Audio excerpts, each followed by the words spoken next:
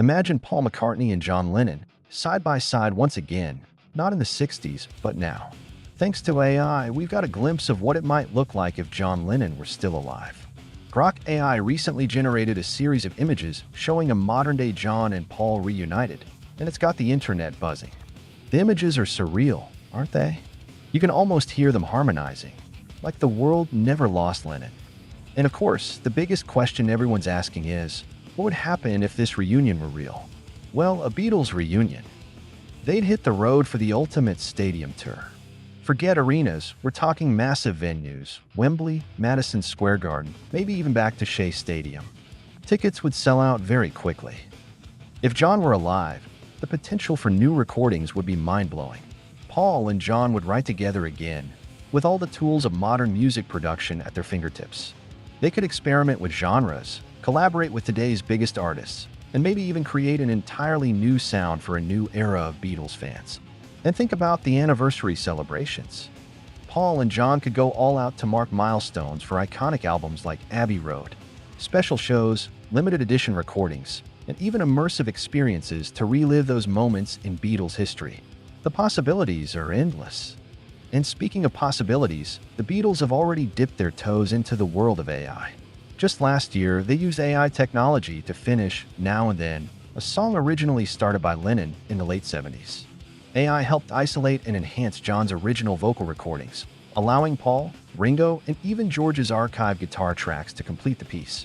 The result was a beautiful song that gave us one last taste of Beatles magic. An introduction by Paul McCartney broadcasted exclusively on some TV channels worldwide before Now and Then, the last Beatles song documentary. Hi there, Paul McCartney here. I'd like to show you a short film that tells the story of how me, John, George and Ringo came together to record our last song. It's a single called Now and Then. We hope you enjoy it. I do. Paul McCartney also opened up on Now and Then during an interview on BBC.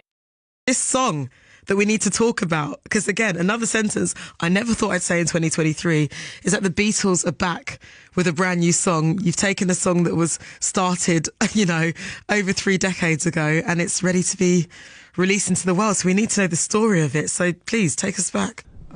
Before John died, he was working on some songs, and Yoko spoke to George Harrison and said, we've got I've got a cassette with some John songs on that he never got to finish.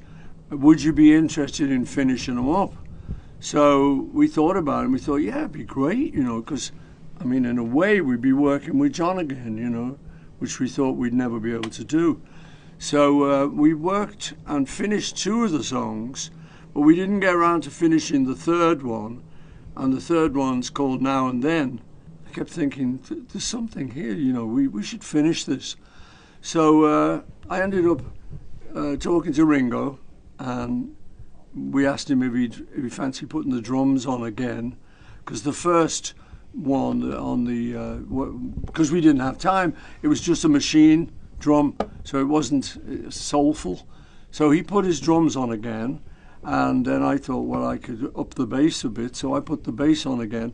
We already had George playing guitar, and we had John on vocal. So it was kind of magical doing it.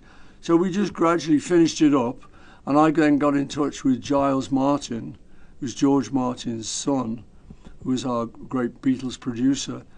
And together we put some strings on it. So we ended up making it into a real record.